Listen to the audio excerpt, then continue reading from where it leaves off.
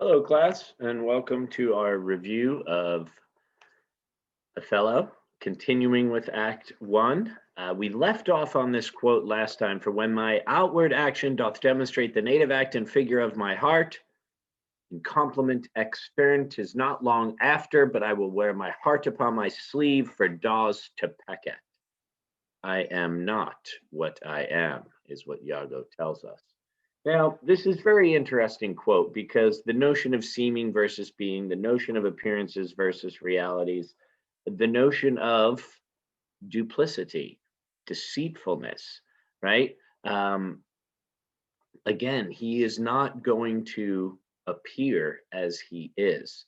And we've seen evidence of that in his initial speech to Rodrigo, right? And now in this particular moment, right, where he explains that he will not wear his heart on his sleeve, he will not show his emotions, right? Right, but seeming so for my peculiar end. Now, last time I included the link to in the last video to Merriam-Webster's "What do we say?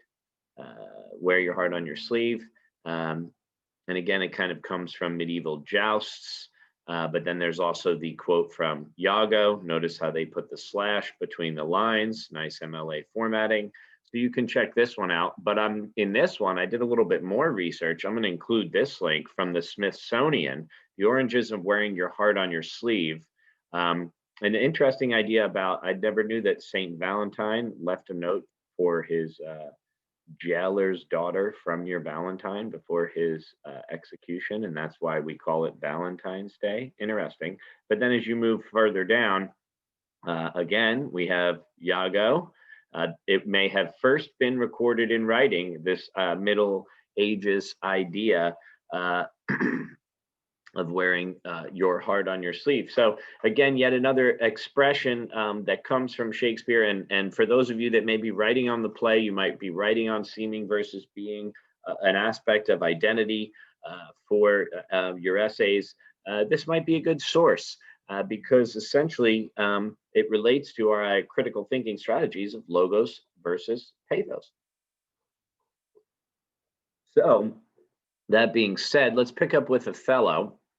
Again, the idea of duplicity of Iago, the idea of arrogance, of hubris, excessive pride or self-confidence that we've been talking about.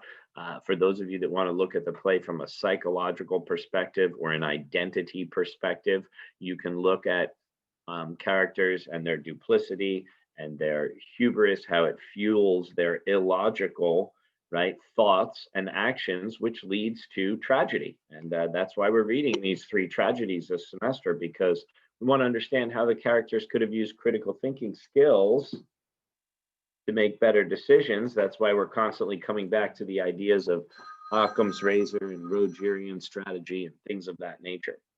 So as we continue along with the scene, Iago then instructs Rodrigo that to call up her father. Notice the racist references to Othello. Again, race plays an issue in this play, and if you want to look at things from a cultural criticism perspective and look at the fallacies surrounding the treatment of Othello because of his race, absolutely. Play is ripe for a cultural analysis from that perspective.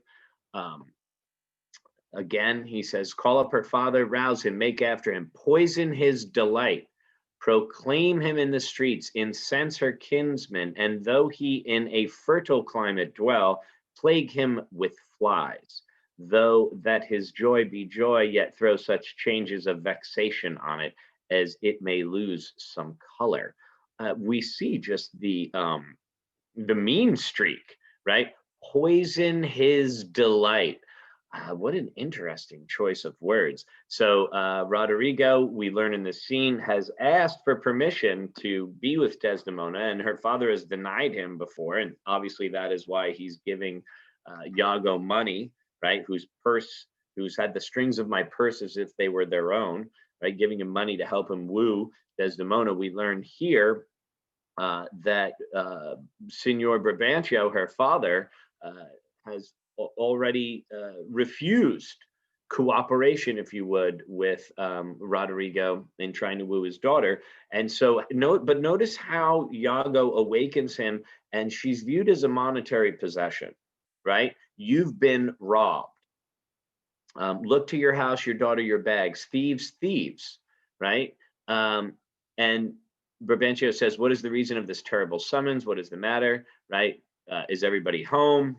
And Iago says, "Are your doors locked?" And remember, he says, "You're robbed." This equation of his daughter as almost a commodity. Remember how Polonius treats Ophelia as a very watchful father, and her brother says, "Protect, your virginity. Don't sleep with Hamlet." Because again, the expectations of virginity with marriage, we see the double standards, we see the fallacious reasoning, right? But a daughter was a possession, right? To be guarded by a watchful father. We see this again here. You've been robbed.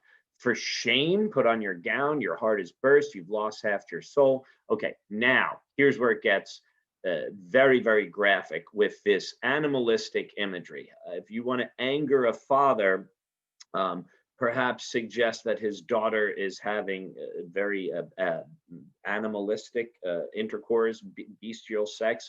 Even now, very now, an old black ram is tupping your white ewe. Obviously, there is the intent of Iago to bring race into this claim. Arise, arise, awake the snorting citizens with the bell, or else the devil will make a grandsire of you. Arise, I say again. The the element of discrimination in this play and the fallacies that come along with that reasoning are evident. Remember, the play takes place in Italy, and Othello is from Africa. So, as it continues, right? Brabantio says, "What, have you lost your wits?" And again, if virginity was something to be guarded by fathers, to make this descriptive claim is something that we can only imagine the intent and how much it would anger Brabantio. And so Roderigo says, "Roderigo," and Brabantio says, "The worse are welcome," because he's like, "Who are you people? Right? I've charged thee not to haunt about my doors in honest plainness. Thou hast heard me say, my daughter is not for thee. And now in madness, full of supper and distempering drafts, upon malicious knavery dost thou come to start my quiet." Right? It's the middle of the night. What are you, drunk? Are you waking me up? Right? Distempering drafts, being full of supper, meaning you've ate, you've drank, and again the idea of distemper. And for those of you, right, who may be writing on addiction or alcoholism, things of that nature, for those abstract term prompts for essay 3, or if you want to revisit those prompts for essay 4, we notice the idea that alcohol removes a lot of the critical thinking strategies and concepts from one's thought process because of the effects, and can often lead to distemper, right? Distempering drafts.